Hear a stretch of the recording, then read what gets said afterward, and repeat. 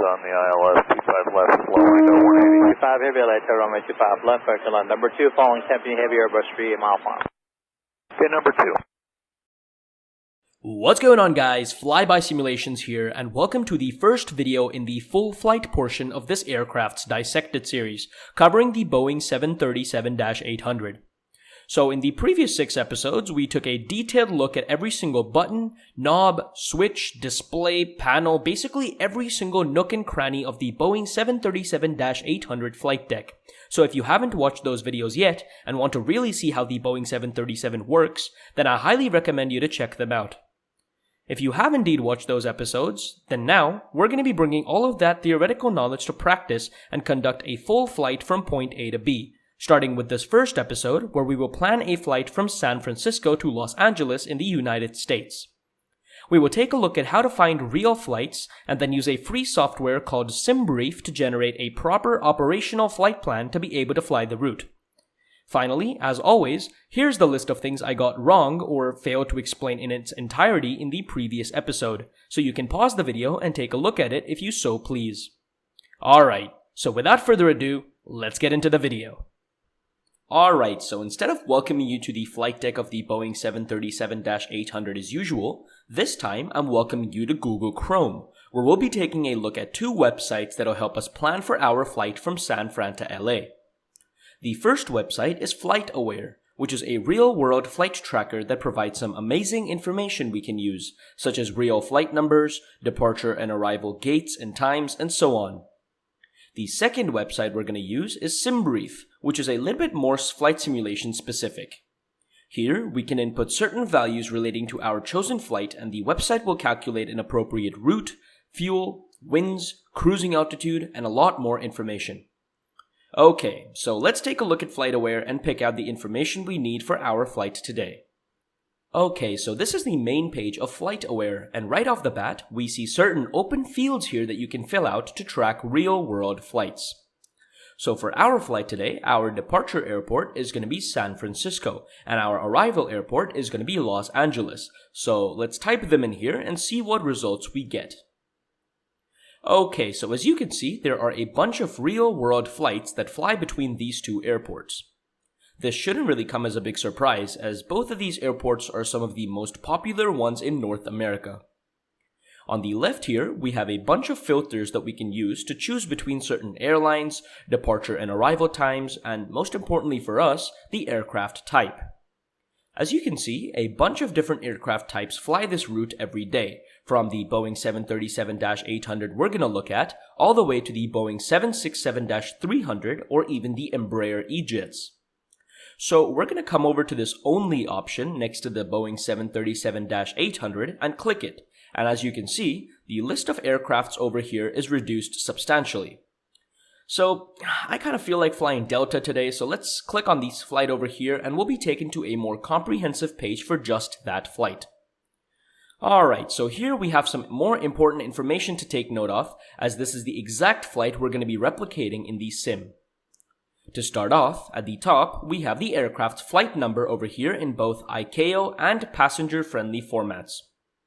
For those of you who don't know, ICAO stands for International Civil Aviation Organization, and among other things, it has assigned every airline as well as every airport and nav aid in the world with letter codes. So for Delta, the ICAO letter code is DAL, or Delta Alpha Lima in the aviation phonetic alphabet. The same goes for the airports as well.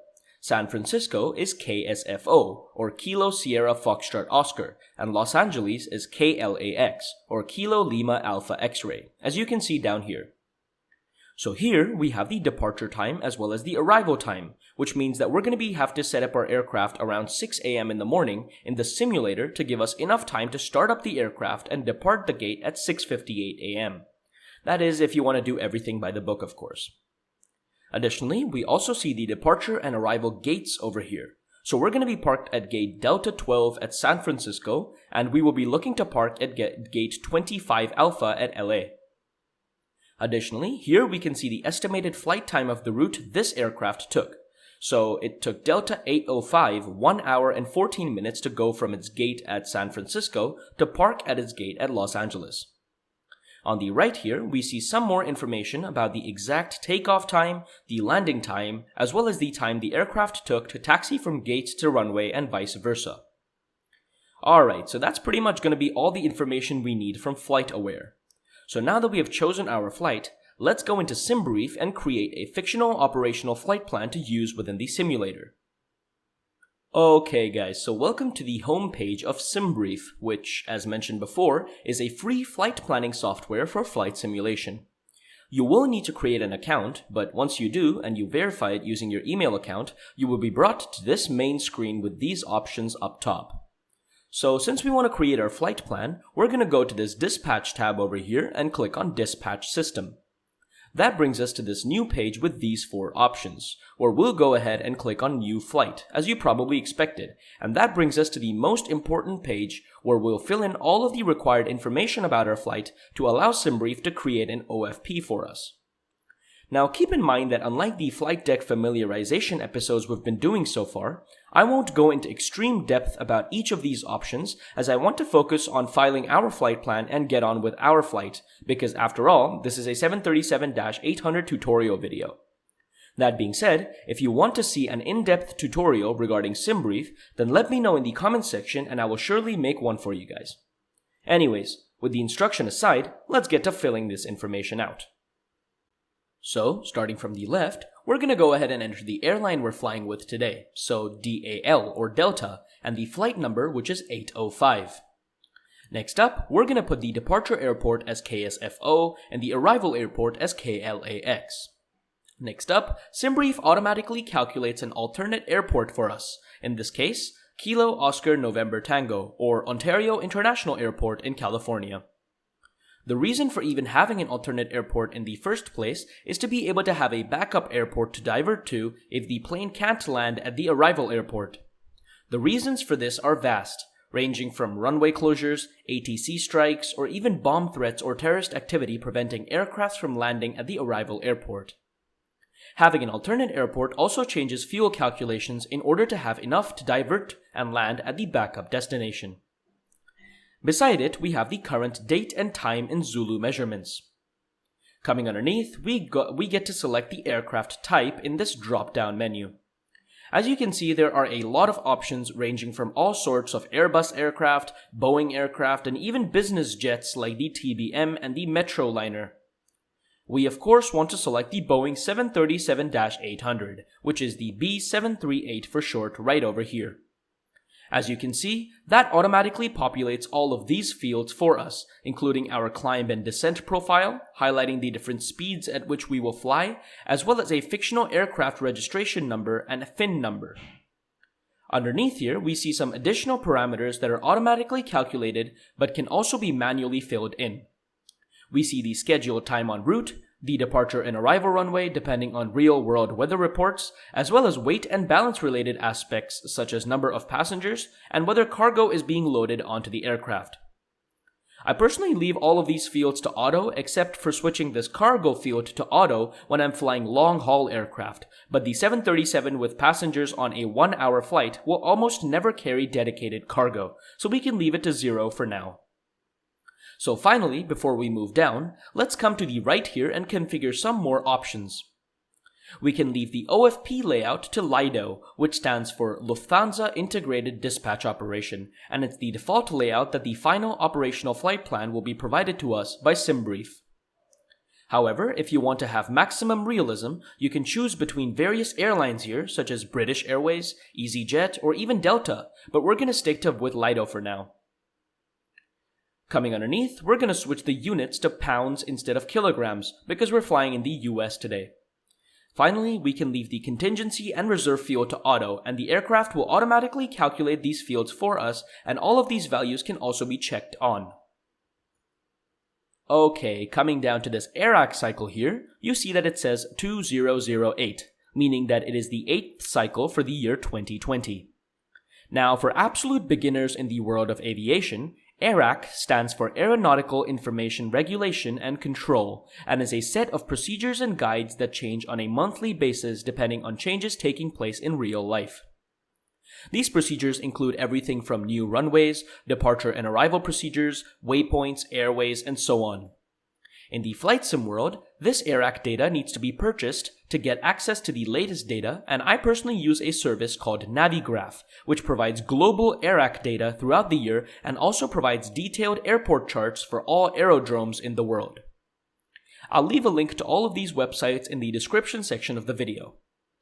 By default, if you don't have the subscription from Navigraph, your AIRAC data will be set to this 1903 cycle, which is more than a year old, but will still work as long as you have the same AIRAC cycle installed in your simulator.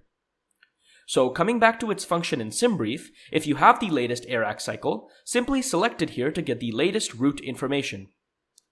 Coming down, we have the main routing for the aircraft, which takes data from all of these external sources, including FlightAware, which we previously looked at, to give us a route from San Fran to LA. Now we'll talk about this route in detail in just a second after creating our operational flight plan, but let's look at some more information around it. So on the right here, we have different suggested routes depending on the various runway options selected up above. Down here, we see the route distance along with a percentage indication to show how much longer the aircraft is traveling than if the aircraft went directly from San Fran to LA without heading any waypoints or airways. So in this case, with this route selected, we're traveling 7% more than we would have if we took a direct approach, which we can't do anyway because we must follow procedures. However, you can see this percentage changing depending on the route selected, as some waypoints can take you around the airport a little bit longer, thereby extending your route distance. So here I've selected the shortest route of 7%, and then all we have to do is go up to these dispatch options again and click on Generate OFP. It'll ask you for a confirmation, go ahead and click yes, and it'll start generating a proper operational flight plan for you. So, once the OFP has been created, you will be greeted with this page showing you a brief summary of all of the important information you're going to need on your flight.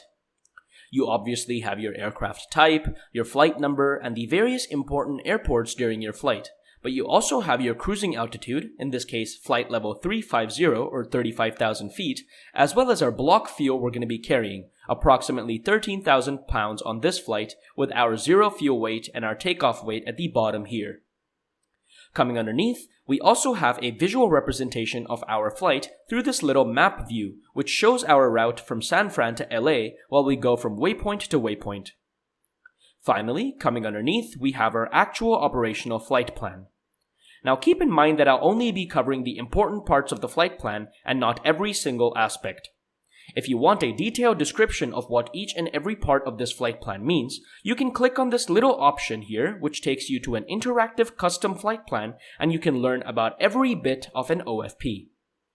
So what I like to do personally to be able to look at this OFP better is to go up top and click this Print/View PDF button, which shows the entire OFP in a separate tab in a PDF format. So let's go over the important information we're going to need for our flight. So, starting from the top here, we have our flight number, the date this flight plan was generated, the ICAO codes of the airports we're flying to and from, as well as the specific engine type on our aircraft, in this case, the CFM56, which is accurate since that's what the Zibo mod also uses. Coming to the right here, we have the first set of new information relating to the performance of the aircraft during flight. Starting off with this CI value, it stands for Cost Index. Now, in simple terms, the cost index is a number used in the flight management system to optimize the aircraft's speed during cruise. It gives the ratio between the unit cost of time and the unit cost of fuel. A low cost index means that the cost of time is low or that fuel is expensive, and vice versa. The value can range all the way from 0 to 500 on the 737-800, but normally doesn't go above 100. Coming underneath, we have our ground distance and our air distance values, which means our journey today is going to be approximately 300 nautical miles. Coming further underneath to this value, we have our average cruise winds on our flight, which is represented in the direction/speed format. This can be inputted into the FMC to allow the aircraft to better calculate its progress and to accurately determine the aircraft's time of arrival at various waypoints. Finally, the last important value here is the average ISA, which stands for International Standard Atmosphere and is used to standardize different aircraft instruments. Now, I'm not going to be pretending to be an expert on this because I'm not, but as I understand, in principle, it works similar to an altimeter setting which we looked at in episode 4 of this series. Basically, it uses a thermodynamic equation to come up with an ideal atmosphere, devoid of water vapor, wind, and turbulence, and by using a standard reference for pressure, temperature, density, and viscosity at various altitudes throughout the atmosphere. When we enter this value into our FMC, the aircraft then cross-checks the value against the ISA, and thereby shows the deviation of the aircraft's predicted performance compared to if it were flying through a perfect atmosphere.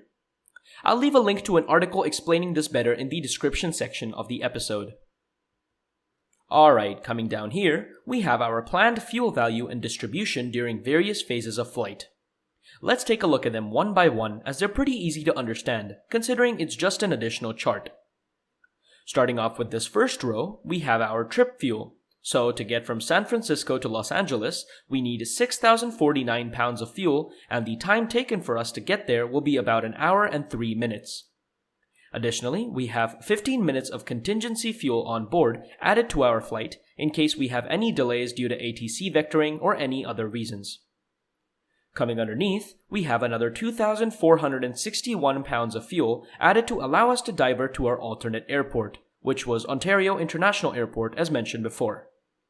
As you can see, that gives us another 30 minutes of airtime. Finally, FinRes means Final Reserve Fuel, which is another 40 minutes of backup fuel added to the aircraft for any contingencies or emergencies on the way.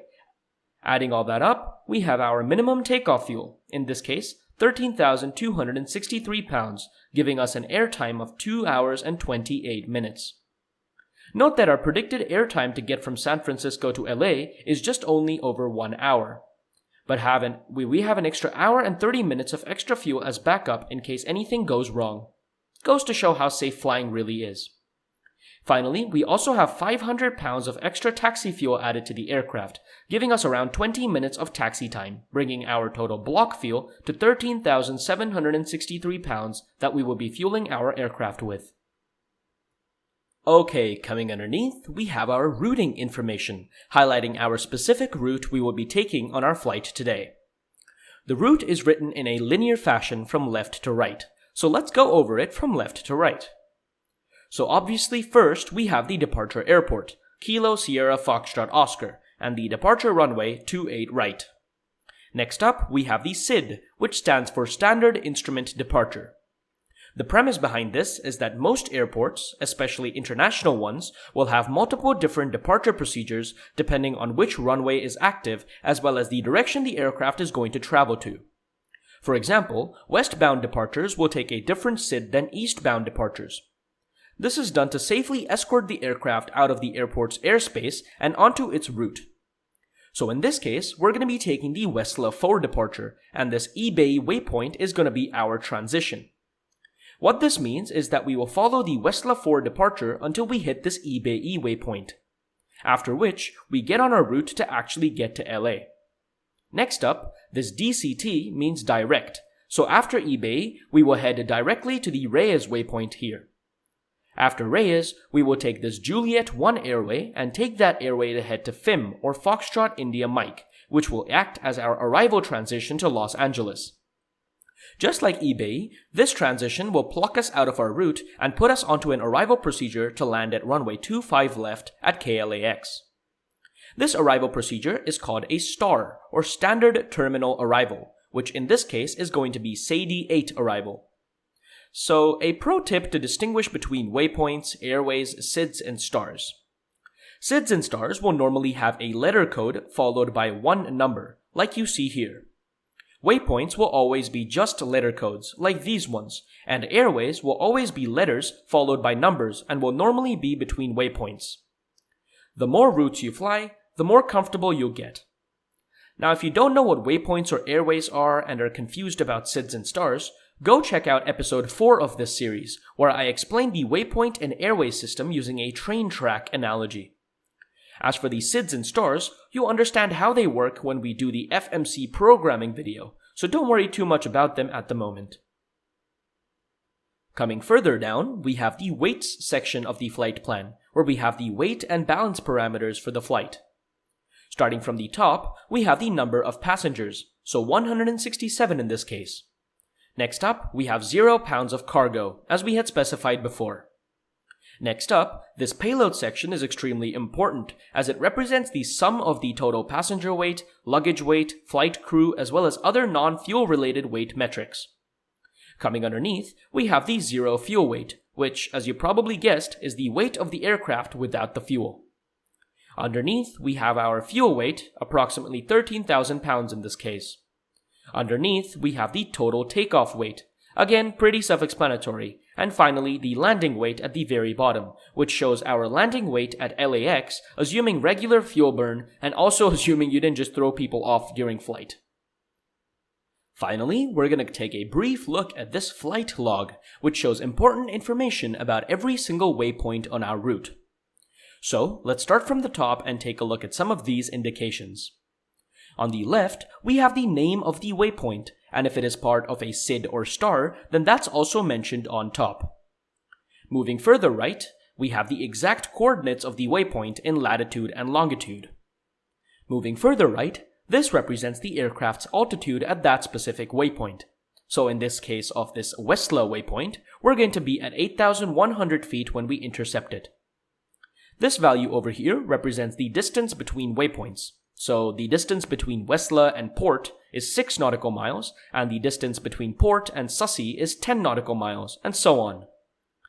Coming further right, this number represents the remaining distance from that waypoint to the destination, and as you can see, the number decreases as we cover travel along our route.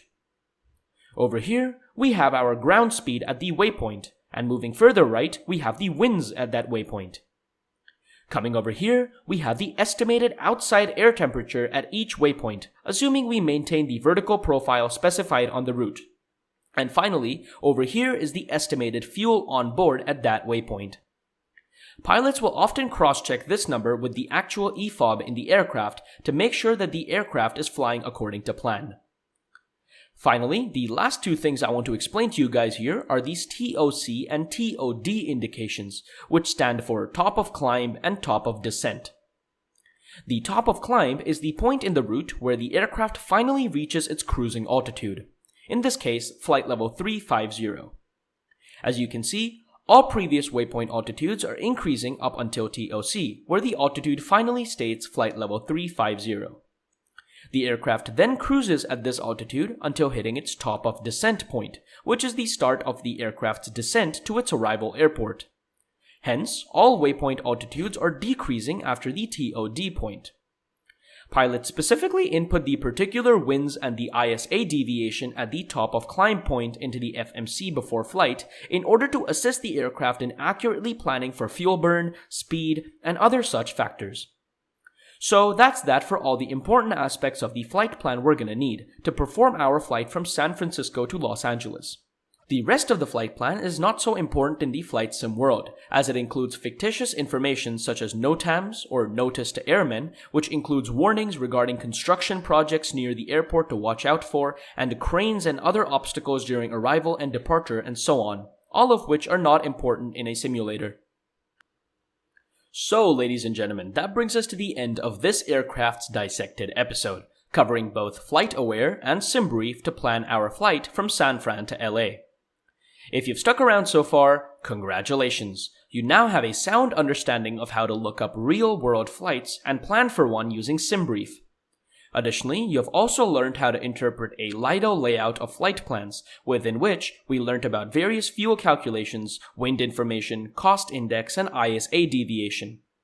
Now, I must also mention that all of the documentation and websites I used to research for this video are linked down below in the description, including a written text version of this entire video if you prefer to read those and understand more about this aircraft. That being said, the next episode in this series will have us do an electrical power-up procedure with the 737IX-Plane mod, where we'll start the aircraft from a cold and dark state and eventually prep it for takeoff. If you guys enjoyed this video, make sure to perform a full stop landing at the like button and the subscribe button, and press the bell icon for future notifications from this channel. Also, be sure to fly by the comments section and let me know if there's any questions you'd like me to answer for you. As usual, thanks for flying by.